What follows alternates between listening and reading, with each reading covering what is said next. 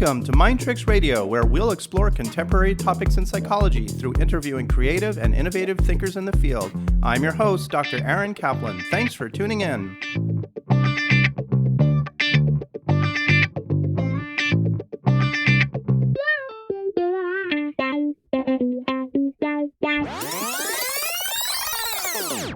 Hey, Tyler, welcome back. It's great to see you.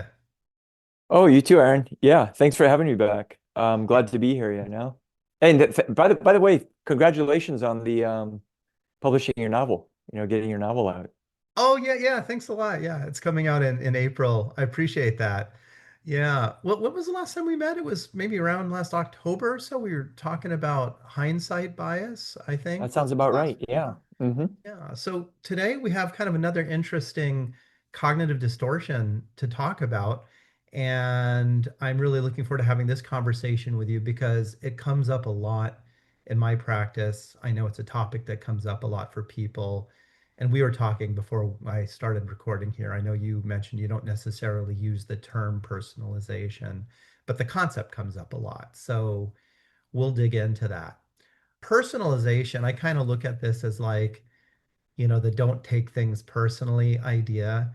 And the way I see it is kind of this idea that people assume that external events or behaviors or comments, things that are happening because of you in some way, and usually with some kind of a negative bias. So people sort of attribute things to themselves that may not actually be related to them, yet they feel bad about them. And that's kind of the bottom line, is how I see that as a definition. What do you think? Like, does that sound like kind of a reasonable way to look Yeah, at I it? totally agree. And I would just add that it can happen in kind of very small, kind of day-to-day kind of interactions and things. And it can also happen in kind of bigger, broader ways with big events that are much more easily seen as having nothing to do with the person. Yeah, and we'll take a look at some of those later. I think some of the smaller and bigger ones as examples, because I think that is very true. I did want to make one point, though, about this concept of personalization, which I think is where we get that term, don't take things so personally. And one thing I've noticed, and I don't know if you've seen this, but that can be a little bit of a touchy subject for people sometimes, because when people are told don't take things personally, I think sometimes people hear you're not entitled to have your feelings or emotions about something that you're feeling upset about. And I want to make it clear that's not what we're talking about with personalization. Of course, people are entitled to have feelings about things. If their feelings are hurt, they're entitled to feel hurt. Sometimes people do things that aren't the nicest things and people have feelings about them. So that's not personalization. Personalization really is a cognitive distortion where you are perceiving something as happening that very possibly doesn't have anything to do with you in the sense that you're taking it.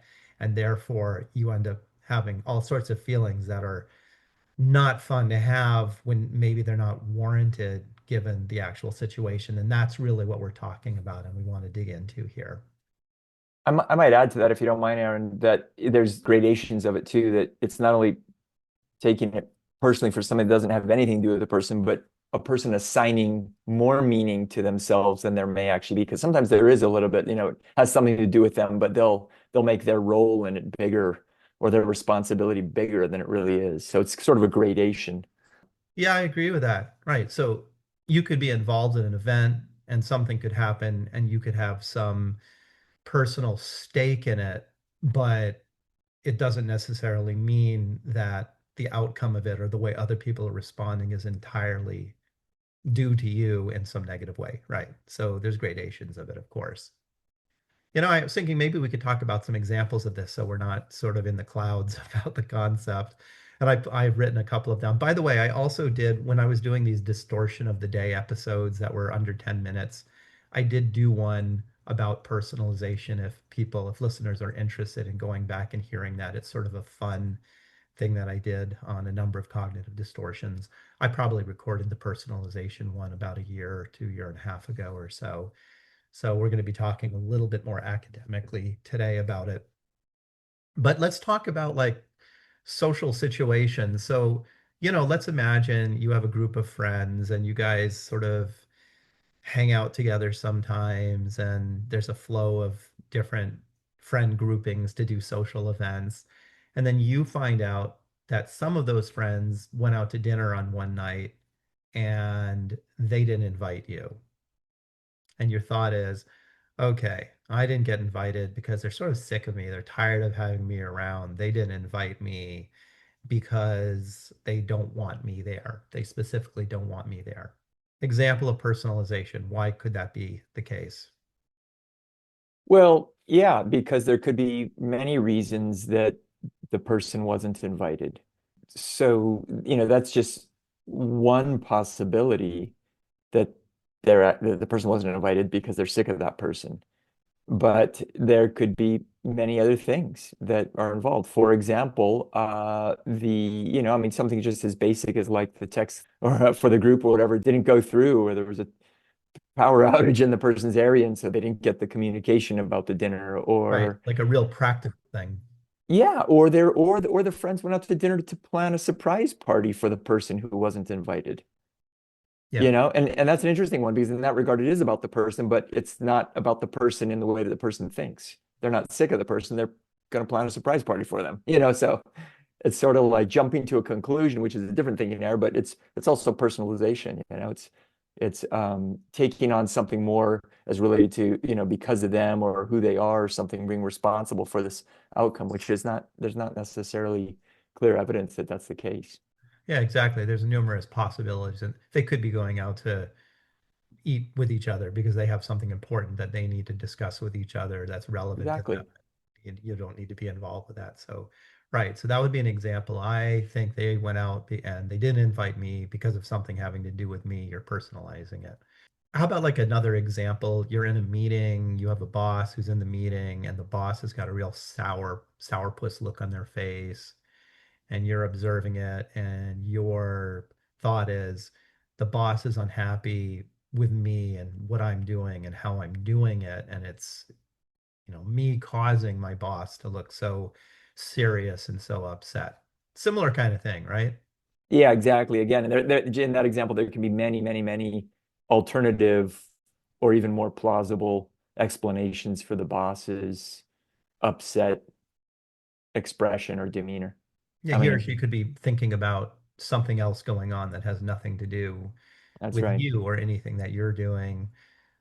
The boss could even be thinking about something that doesn't have anything to do with the meeting or with work. They could be thinking about some personal issue or something. So there's Exactly. any other number of possibilities that could be causing that. But when I'm saying, is my boss upset with me, I'm personalizing something with no evidence or data to suggest that's true. Right. That's right. That's right. Yeah, and let's just say it's another one. I'm in band. Let's say I'm a high school orchestra, orchestra. Let's say orchestra, where I'm in the orchestra, and there's an orchestra leader, and people get seated in different places in the orchestra. I know this because my son was in the orchestra at one time. So people get seated in different places, and a very accomplished cellist doesn't get seated in the very front where the prime seat is. And the person is thinking, well, if the orchestra leader doesn't like me or think I'm a good cellist, and that's why I'm not here. They're not happy with me as a cellist, and I'm just not cutting it. Well, how about that one? Yeah, it's possible that that's the reason, but it's also possible that there's other reasons that the accomplished cellist wasn't seated in the front row. And that would be important to examine what the other possibilities are. But initially, it would be taking it personally if the person says, "Oh, the band leader doesn't like me," therefore I wasn't seated in the front row. The leader doesn't like me or doesn't like something about me personally. It may not be accurate. Maybe the orchestra leader likes you and likes the other person, likes you both, and just for whatever reason chose the other person, not because they don't like you, but because they feel like maybe that other particular person had a good quarter or something and wanted to reward them specifically, or maybe Hmm. they know that person is having a hard time in their life and wanted to give them something nice to Hmm. honor them. but then you are making that decision about you and something you did wrong, which it makes it a personalized thing. Let's try another one. Let's say you come home and your partner is sort of quiet, appears a bit grumpy, is kind of doing their own thing, isn't being the most pleasant person. And you think my partner's acting like this because they're mad at me and I did something wrong, or they think I did something wrong, and so they're upset with me. How about that one? That's actually a really common one that I see in my practice because I work with so many formerly battered women, and it's pretty common that if somebody is upset, that people who've had those kinds of experiences in the past think that it must be because of them. You know, they were blamed in the past and things like this. So, and yet there again could be many, many different reasons for the partner being quiet. It might be that they're upset with the person, but it might be any number of other things as well. And a similar kind of thing, and this comes up a lot, I think, in this age of instant gratification with social media and texting and whatnot. I text somebody and I don't get a text back within 10 minutes. Have you seen that before? People kind of Oh like yeah, totally, looking at their totally. phone, Yeah. waiting to get that text. They don't get the text back. They're like, come on, where's the text? Yeah, totally. Sometimes it plays out when I have clients who are starting to date a new person and they want to hear, like multiple times daily communication from the person. And if they don't get that, they think, oh, the person, I must be unlovable or I Mhm. must be not good enough to be, that they want to be in touch with me all the time, 5 times a day or whatever. When the reality is, or the likely thing a lot of the time is just the other person has the job and they're super busy at their work and they'll text you when they're done at the end of the day or on their lunch break or something. But all these other times they're just not able to do it because they're busy at their job. Right. So the personalization is reading into the fact that the Yeah. fact that you're not getting that immediate text back means there's some intentionality for not texting you because of something wrong with you or some reason that they don't want to text you. Yes. Yeah.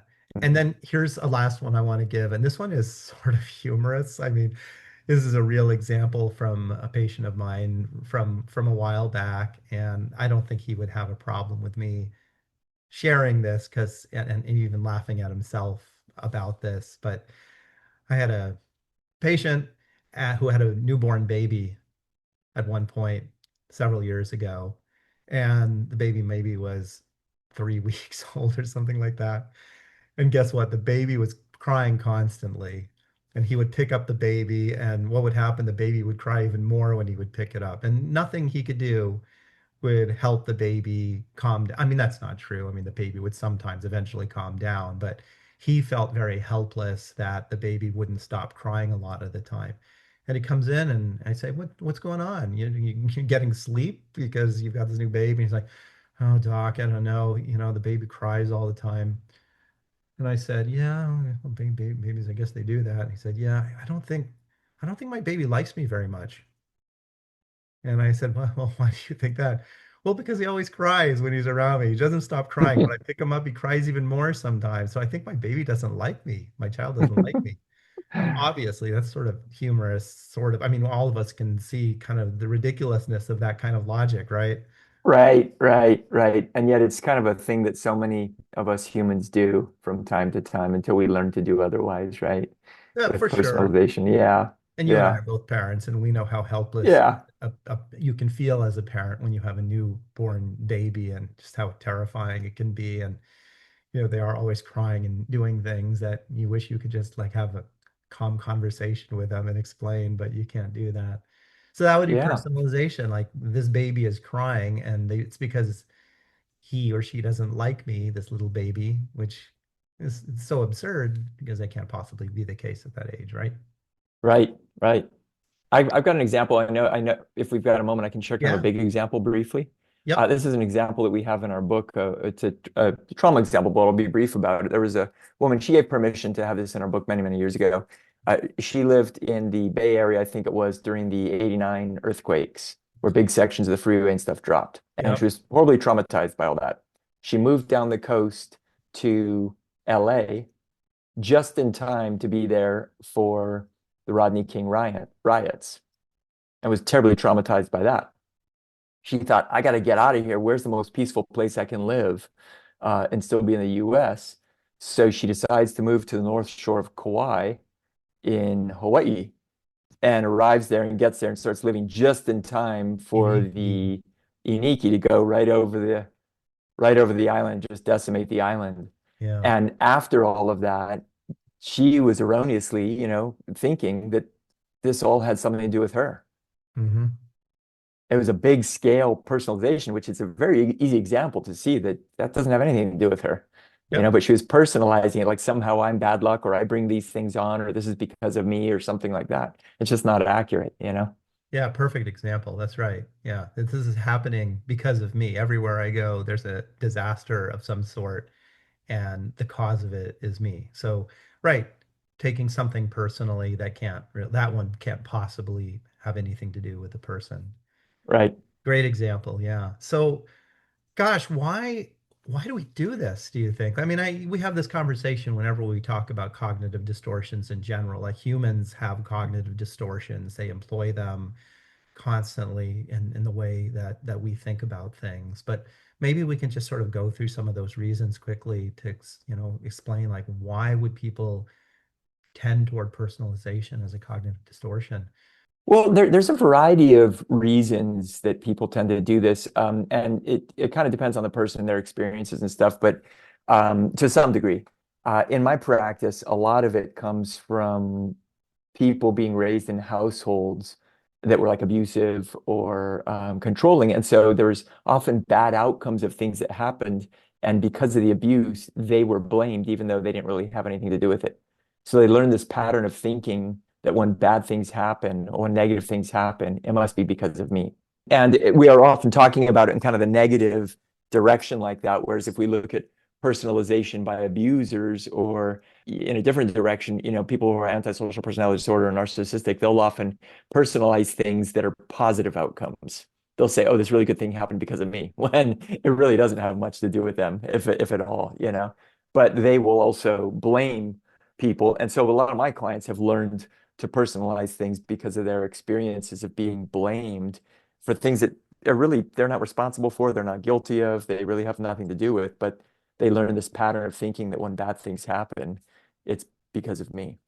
Yeah, I think that's a really good example for two reasons. Number one, in the family of origin childhood stuff, a lot of bad things are happening around you in your small orbit as a child. And so you naturally are looking for some kind of an explanation for it. And it's easy to say, if I'm here and these things are happening, I'm the common denominator.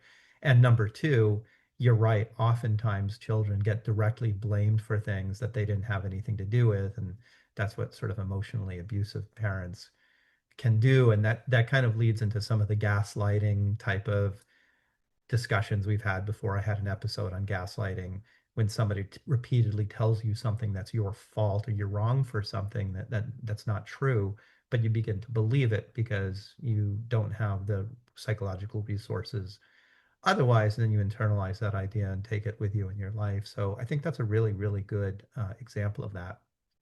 Right. And other reasons too, I know you asked the question, but I often think about in my practice with my clients, and I will talk about this somewhat commonly, is that knowing the reason or knowing something is kind of easiest for the brain. Knowing something that's negative is second, and not knowing something, having uncertainty, or sometimes we'll think about it as like a gap, we don't know, is like worst. And so the brain wants to fill something in, and filling in something negative, like, oh, this negative thing happened because of me, is actually a lot of the time easier for a person's brain to kind of hold and be with than just, I don't know, how come this negative thing happened, you Yeah, know? people don't tolerate ambiguity well a lot of the time. I think that's a really, really good point. Right. And so filling in the narrative with something, even if it's negative, makes a lot more sense to people than I don't know the reason and I'm just going to have to accept that there's no answer that I have to this.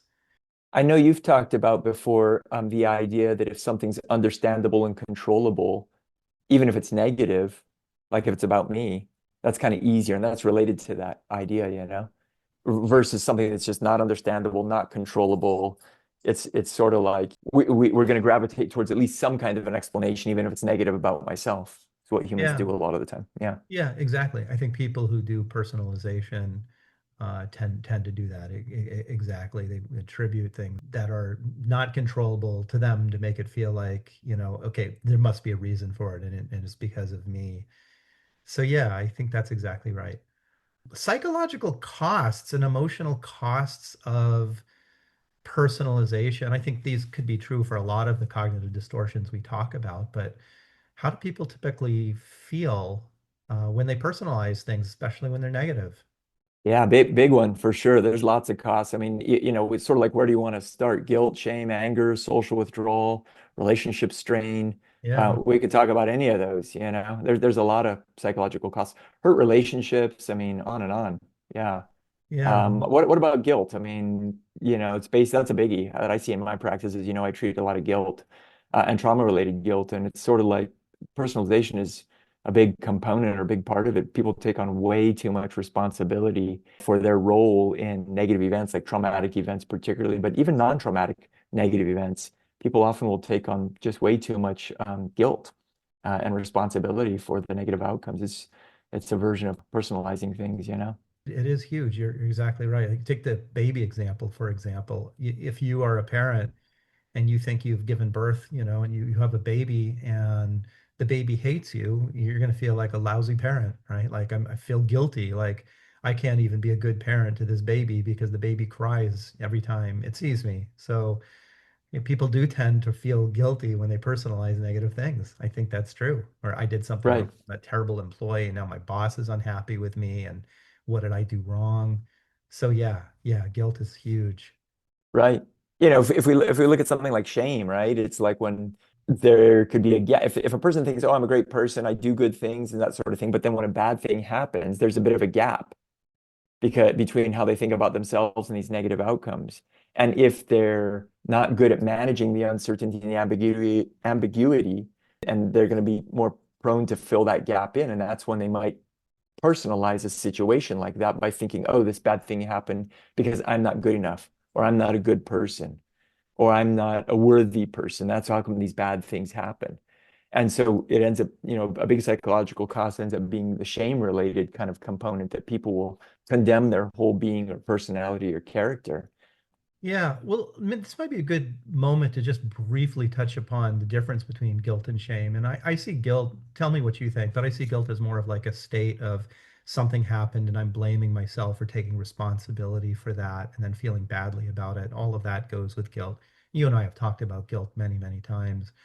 And I see shame as a bit more of a kind of a core issue that somebody has these core, what I like to call core irrational beliefs. Like you said, I'm not good enough, I'm worthless, I'm a terrible person, I'm unlovable.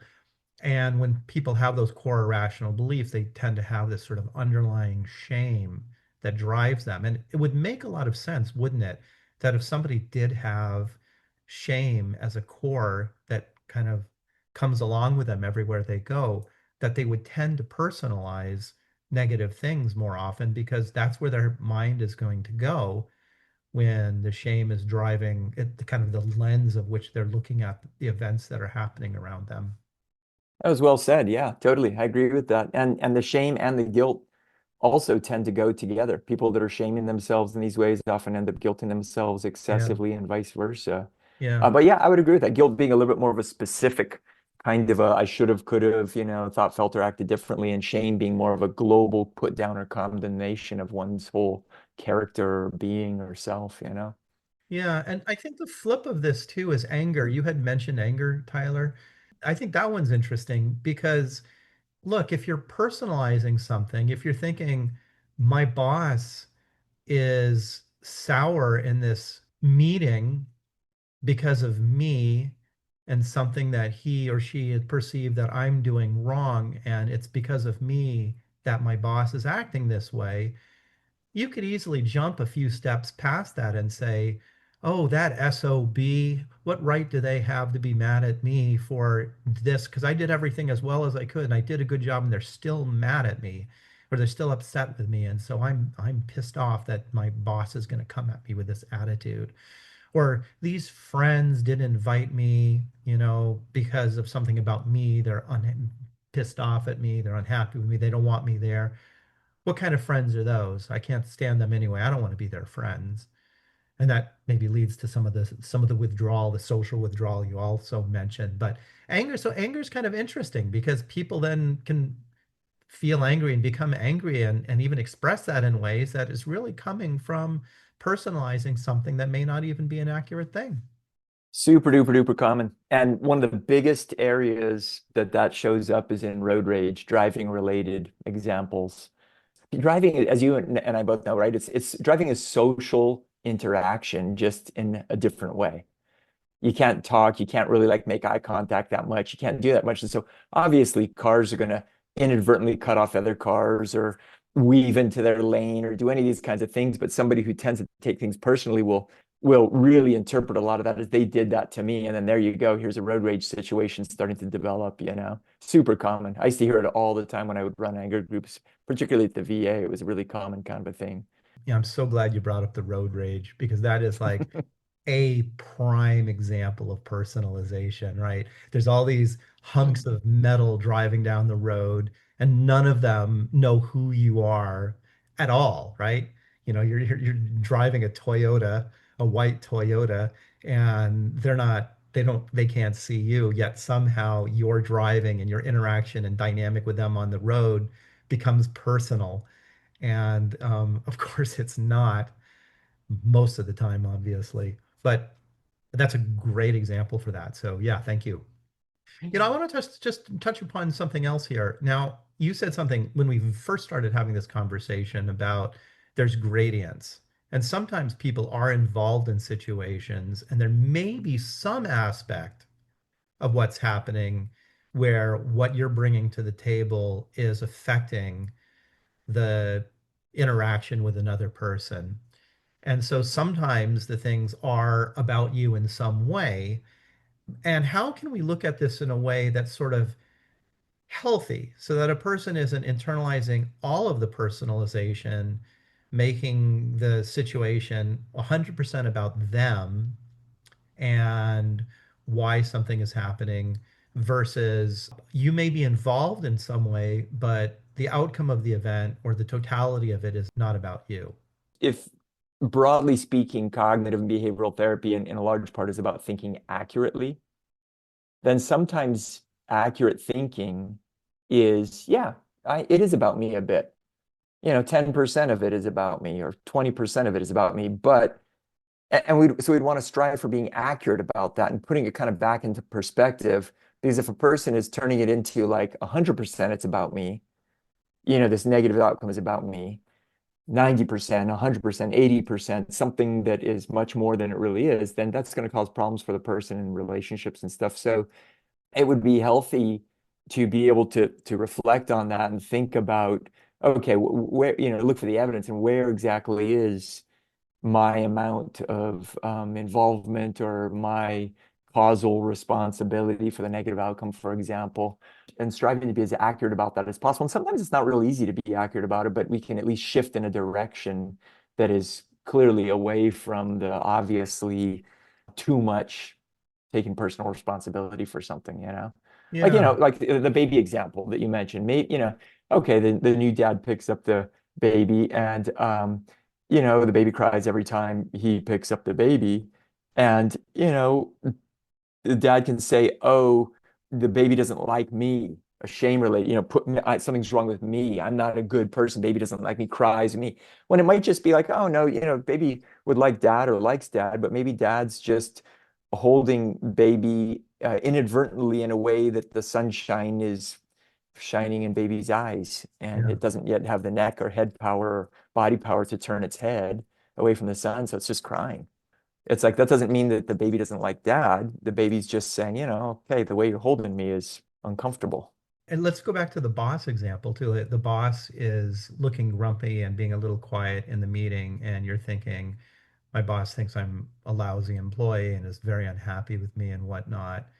And let's just say in this example, you were vulnerable enough to say afterwards, hey, I noticed you kind of were frowning a little bit. And did I do something wrong in the meeting? And you're willing to kind of like even ask for that, which we don't always have the opportunity to do that. But let's just say that in that case you did. And let's say the boss said, yeah, you said something in the meeting that wasn't quite accurate. And I didn't want to call you out on it because I didn't want to embarrass you. But then I was just trying to think like, what's another way I could address that down the road. And I was probably deep in thought about that. And the boss reveals this to you, but through that interaction, you realize the boss doesn't think you're stupid. The boss isn't upset with you. The boss isn't like never wanting you to come back and speak again in a meeting. There was just a mishap or a misstep, and that's it. It's not a personal thing. It was something that happened in a meeting that the boss is trying to kind of adjust and move in a different direction with. It's much different than thinking my boss hates me and I'm a total screw up, right? Good example. Yeah, totally. Let's talk about like in therapy, when we're working with clients that we see personalization coming up, some of the tools that we use, and a lot of these are classic CBT ones, but let's just talk about some of those. Okay, what is the evidence, right? Like this is our cognitive behavioral therapist, our favorite. What is the evidence? So where do you go with this one, Tyler? Well, yeah, many things again. One of the biggies for sure that's almost involved all the time and all of this stuff is emotional reasoning. Hmm. The employee sees the boss's face and the expression kind of looking uncomfortable or angry or something, and that can trigger up emotion in the employee, and the employee's brain will automatically want to use the very real negative emotion as evidence that what they're thinking, in this case, oh, boss might be mad at me, or must be mad at me, or boss doesn't like me. The brain will want to use that very real emotion as evidence that what they're Right. thinking. Or I'm feeling guilty. I'm feeling guilty, and therefore I must be guilty of the thing that I'm feeling guilty about because I'm feeling that way. Right. So we want actual evidence. We don't want our feelings to be the things that are giving us the evidence, but we want actual evidence and data to support that if we feel that we're personally responsible for what's happening, we're personalizing it, that there's evidence and data there that support it before we come to that conclusion. Well, that's right. That's right. And not to be confused with, I think you mentioned this earlier, is that, feelings are really important. Yeah. We're not trying to have people have feelings or stop noticing their feelings or stop talking about their feelings or anything like that. Feelings are real important. It's just that we want to not use feelings as evidence for conclusions or to make decisions. And that's what you're talking about basically there, right? Is like Yeah. we want to look for the facts and the evidence. Just like lawyers in court in a murder trial aren't going to use their feelings to determine, or jurors aren't going to use their feelings to determine if somebody's guilty or not. They're going to listen to the facts and the evidence regardless of what feelings they have. Yeah, exactly. And I think kind of what goes along with that is this idea of generating alternative explanations. Then, when we're looking for evidence or data and we don't find it, or we find some sketchy evidence or data, we also want to look at what other alternative explanations there might be for what's happening other than us being responsible for it. And maybe even asking ourselves, what is some evidence and data that might support the alternative explanations? Yep. Super useful in CBT, common and core and CBT treatments. Yeah.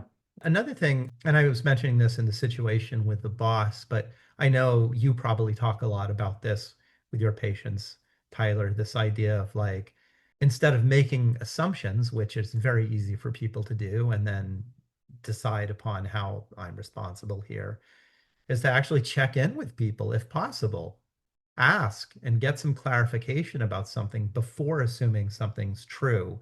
Somebody's upset with you, somebody did something with you or without you because of something about you in a negative way.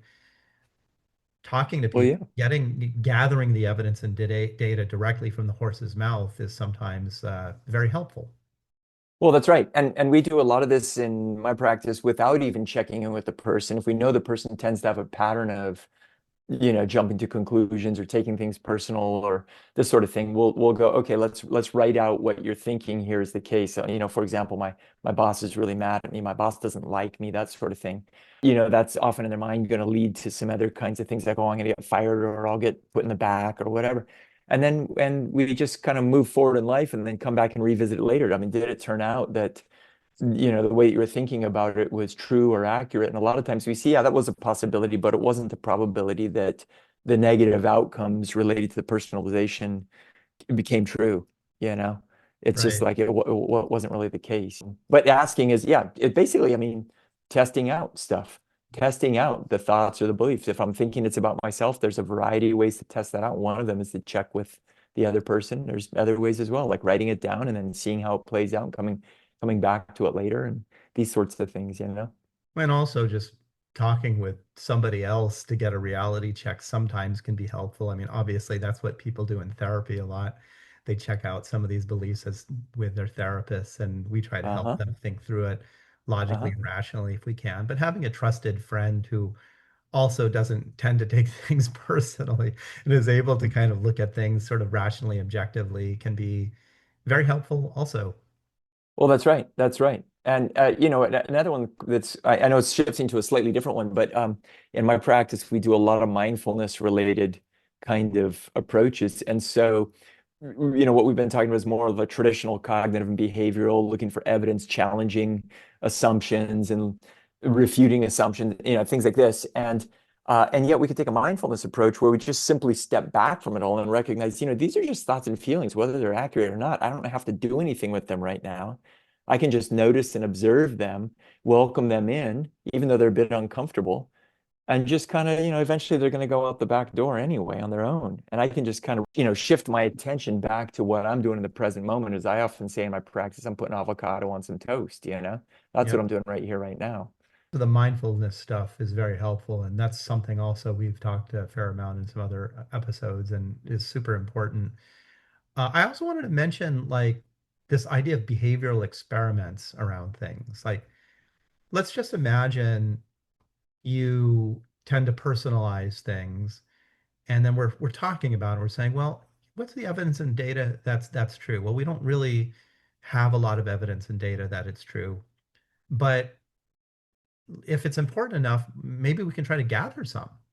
And so that's when the behavioral experiments take place. If it's true that you just repel people because of how off-putting you are all the time, then let's have you go out and interact with the world around you and then keep score, take notes of how many people are repelled by you. You say hello to a lady walking her dog. You buy something at the grocery store. You have an interaction with somebody at the bank. You go to work, you say hi to your coworkers. How many of them are acting in a revolted sort of get away from me as quickly as I can type of way?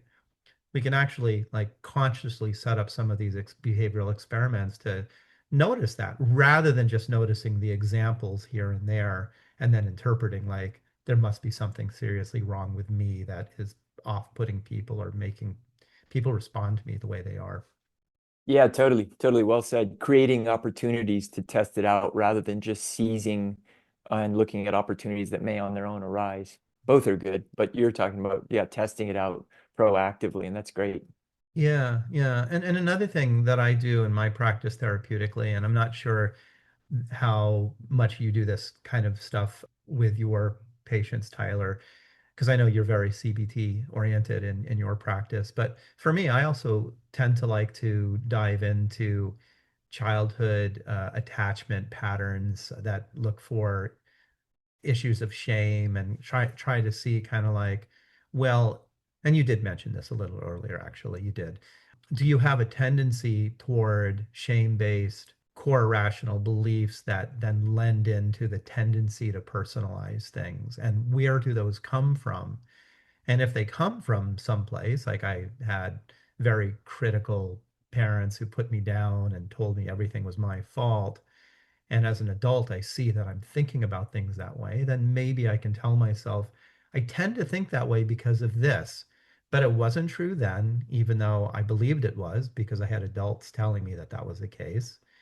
And it's no more true now than it was then. It's just that I'm telling myself that now instead of having parents telling me that when I was a child. So I really like to kind of look at the origins of the way people think about things and where these cognitive distortions come from. And that's very helpful, I think. Yeah, exactly, exactly. Getting clear about, not carrying stuff from the past into the present. So great. Interesting conversation, Tyler, and hopefully people will find this another helpful tool to be able to examine when they are taking things personally and personalizing stuff, and how to try to think through rationally and objectively whether or not those thoughts and beliefs about themselves are true, and how to challenge them and hopefully be able to feel less badly about themselves and less negatively in situations where maybe they don't need to. Well, yeah, totally. Always fun to talk about this stuff. I really enjoy like thinking about these things and sharing ideas about this stuff. Well, hey, Tyler, it's great to see you again. Fun catching up and chatting about this subject, and hopefully we'll get a chance to do this again soon. Likewise. Thanks, Aaron.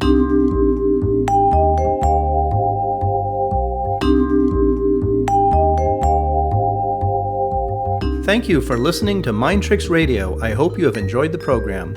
For more information about Mind Tricks, you can go to my website, www.waikikihealth.com. Be sure to subscribe to Mind Tricks on your preferred podcasting host to be notified of new episodes of Mind Tricks. Please take some time to give Mind Tricks a good rating and review wherever you are listening. It really helps get the word out to new listeners. And please like and share Mind Tricks posts on Twitter and Facebook by following your host, Dr. Aaron Kaplan.